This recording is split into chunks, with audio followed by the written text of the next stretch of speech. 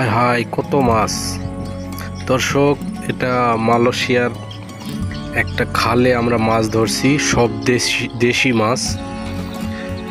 আসলে এত মাছ এখানে ছিল কল্পনার বাইরে। এই যে দেখুন, এখানে ছোট একটা খাল, মানে রাস্তার সাইডে যেগুলো খাল থাকে, পানি থাকে, সেখানে একটা ছোট্ট একটা কালভার্ট ব্রিজের মতো আছে। এই ব্রিজের নিচে আমরা সবাই মাছ ধরব। দর্শক, এটা কিন্তু মালয়েশিয়ার একটা মাছ ধরার দৃশ্য।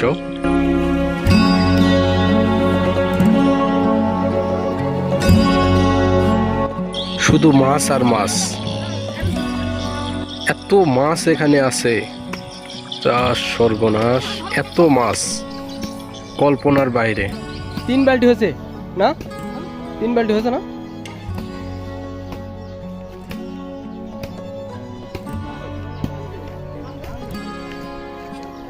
দুই বালতি লয়ে গেছে না? আরেক বালতি এনো। বড় বড় ঘাস আছে, এই ঘাসগুলো কেটে কেটে সরাইলে ভিতরে শুধু শোল মাছ, কই মাছ, মাগুর মাছ, সব দেশি মাছ।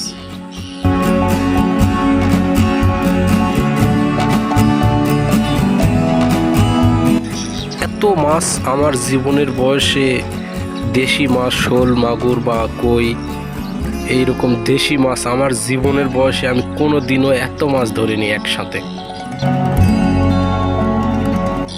এত মাছ মানে আমাদের কল্পনার বাইরে।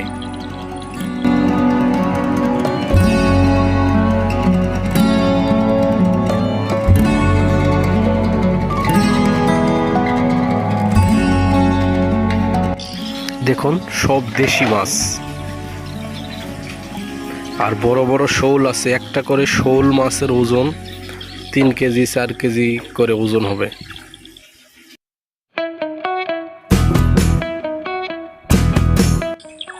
মাছ ধরতে ধরতে আমরা পাগল হয়ে গিয়েছি।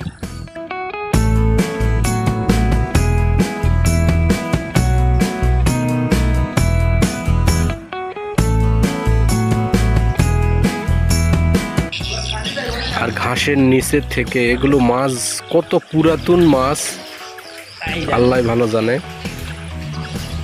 ঘাসের নিচে থেকে সব মাছ একবারে কালো হয়ে গেছে, মাছের কালার একবারে কালো কালো।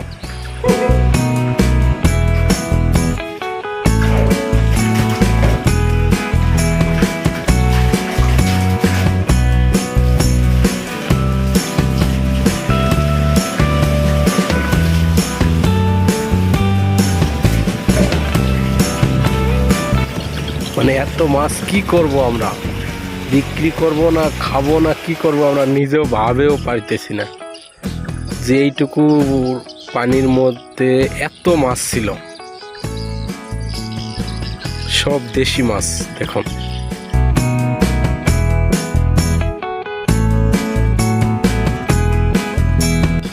আমার বন্ধুরা মাছ ধরতেছে আর আমি খালি বালতি করে নিয়ে আসতেছি,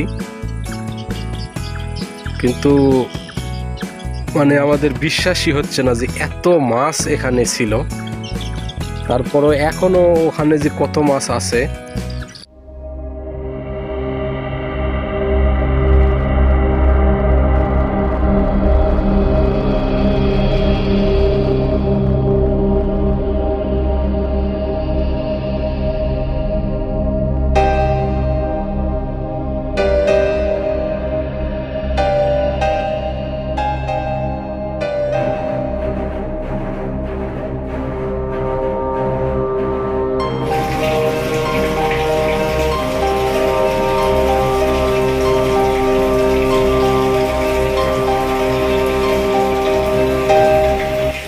মাছ ধরতে ধরতে আমরা তো একবারে সবাই পাগল হয়ে গেছি যে এত মাছ কেমন করে আসলো এখানে, এত মাছ এখানে ছিল।